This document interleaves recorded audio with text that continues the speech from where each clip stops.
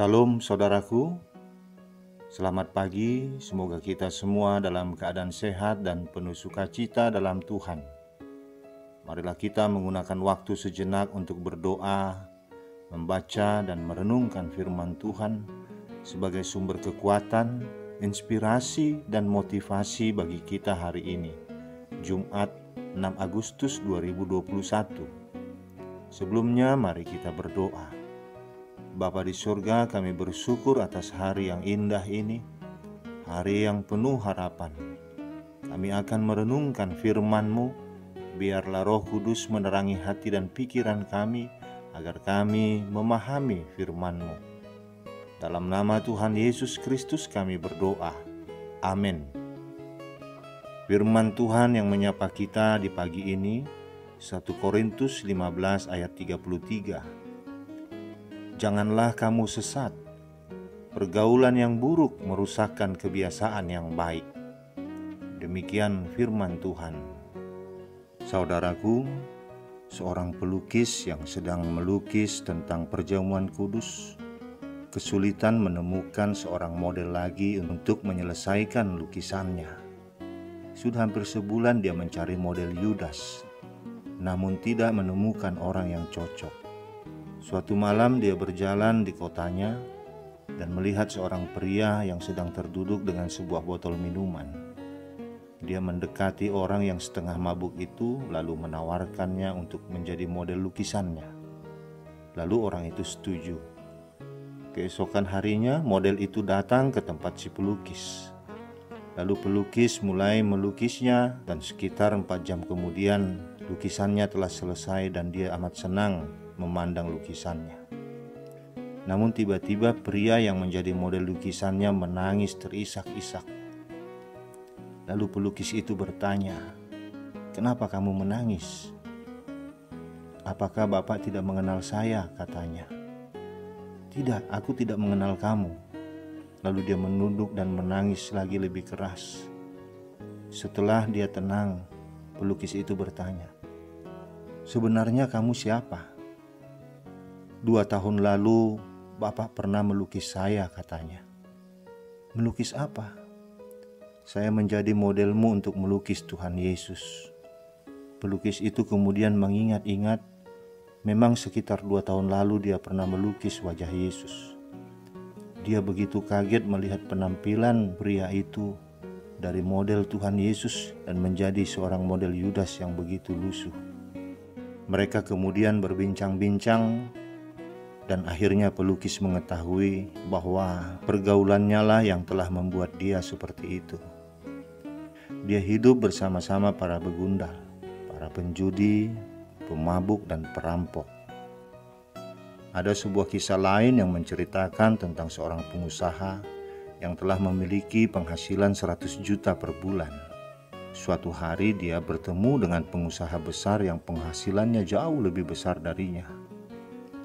Lalu dia bertanya kepada pengusaha besar itu, "Bagaimana Bapak bisa begitu berhasil dan mencapai penghasilan yang begitu besar?"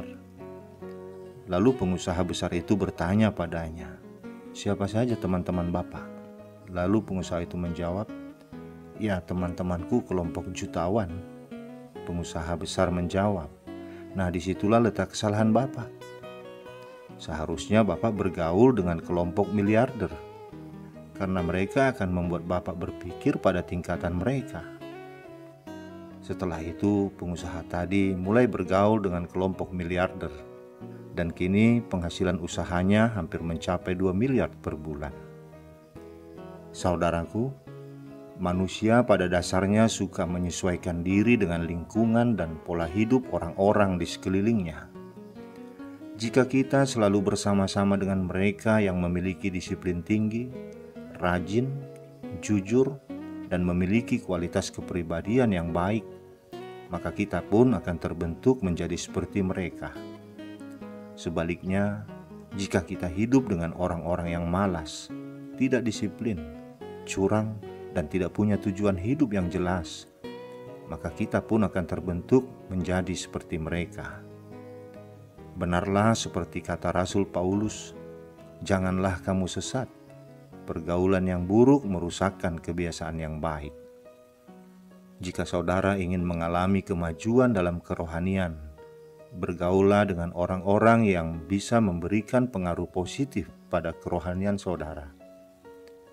Begitu pula bila saudara ingin mencapai kesuksesan, bergaulah dengan orang-orang yang senantiasa berpikir dan berusaha untuk sukses. Keinginan saja tidak cukup untuk membuat saudara mencapai kemajuan hidup.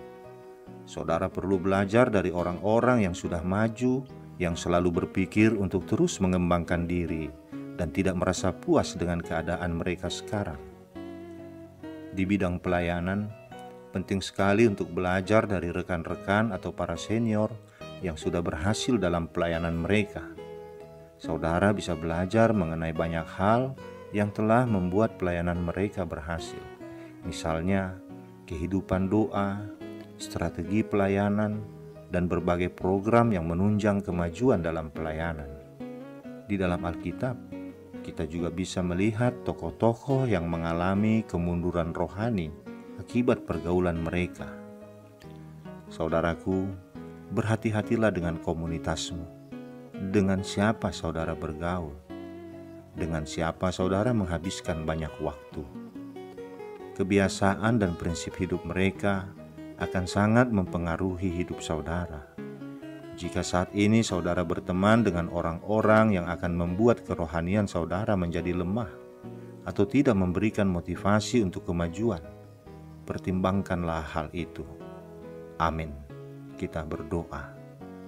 Bapa di surga, beri kami hikmat untuk memilih teman dan menentukan komunitas yang akan memberikan dampak positif bagi kami. Jangan biarkan kami Tuhan terjerumus bergaul dengan komunitas, dengan orang-orang yang akan membuat kehidupan kami semakin terpuruk, yang akan membuat hidup kami semakin jauh dari-Mu. Dalam nama Tuhan Yesus Kristus kami berdoa. Amin. Selamat beraktivitas saudaraku. Tuhan memberkati kita. Shalom.